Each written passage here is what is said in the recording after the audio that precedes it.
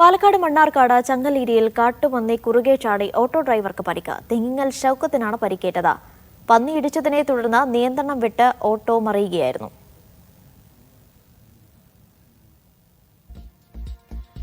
സാജിദ അജ്മൽ വിവരങ്ങൾ നൽകും. സാജിദ, വിശദാംശങ്ങൾ.